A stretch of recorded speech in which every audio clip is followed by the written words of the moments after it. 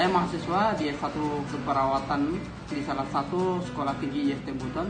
Pada kesempatan kali ini saya akan menjelaskan tentang jenis-jenis topikal terapi dalam penyembuhan luka.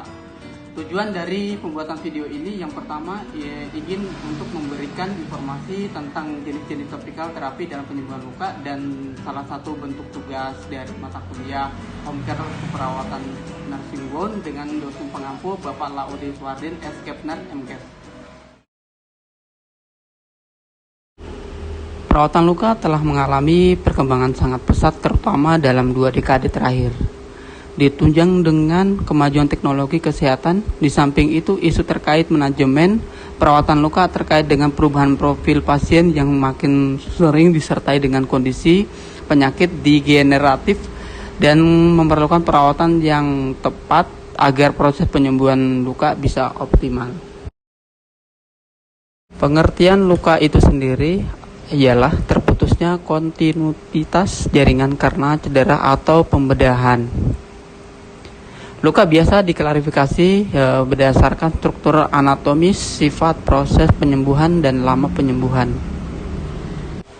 Berikut jenis-jenis topikal terapi dan kelebihan dan kekurangannya. Yang pertama ada hidrofobik.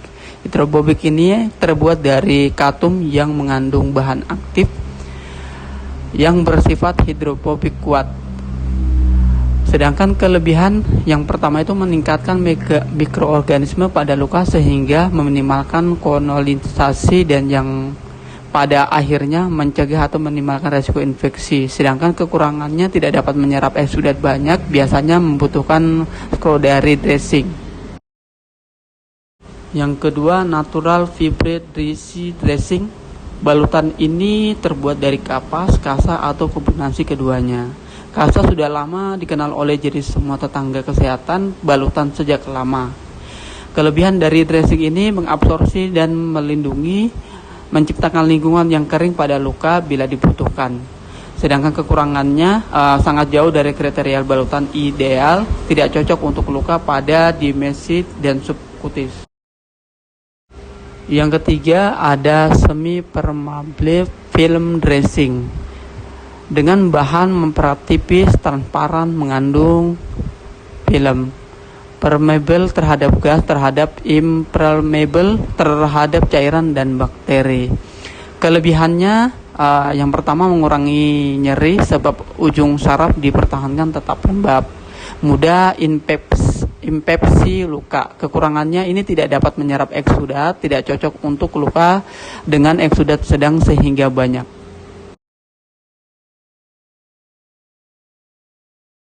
Keempat ada foam dressing.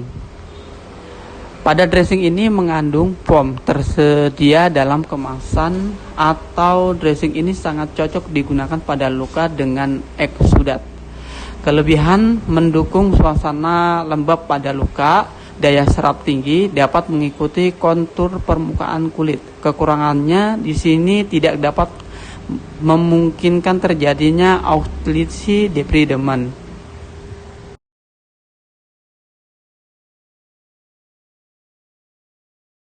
Yang kelima ada hidrokoloid. Balutan ini mengandung partikel hidrokoloid yang terkait dalam polimer hidrofobik. Partikel hidrofobiknya mengabsorpsi kelebihan kelembapan pada luka dan mengkonversialkannya ke dalam bentuk gel. Kelebihannya partikel hidrokoktifnya dapat menyerap eksudat, membentuk gel pada permukaan luka sehingga menciptakan suasana lembab. Sedangkan kekurangannya tidak merekomendasikan untuk luka yang terinfeksi bakteri anaerob. Kurang cocok untuk luka dengan cavity.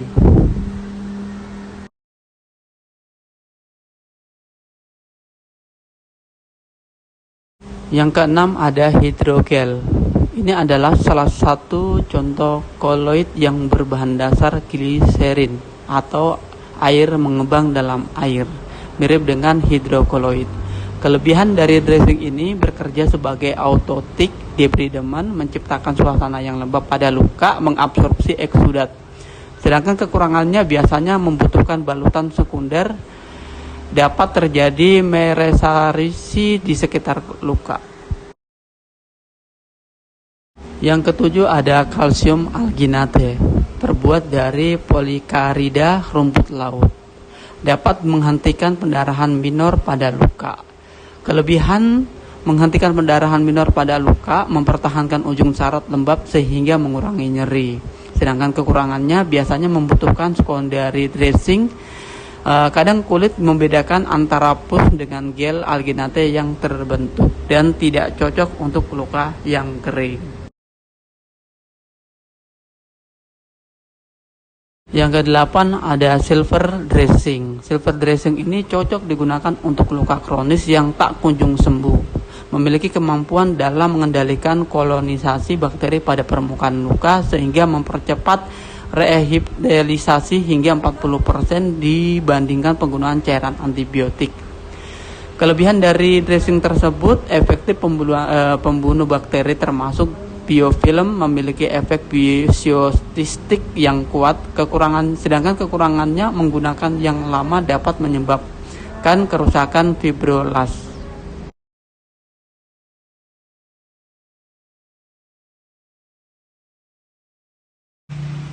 Itulah tadi penjelasan tentang jenis-jenis topikal terapi dalam wound dressing. Semoga bermanfaat dan dapat memberikan informasi bagi yang menontonnya. Jika ada kritik atau saran, silahkan tulis di kolom komentar. Sampai jumpa di video berikutnya. Terima kasih. Wassalamualaikum warahmatullahi wabarakatuh.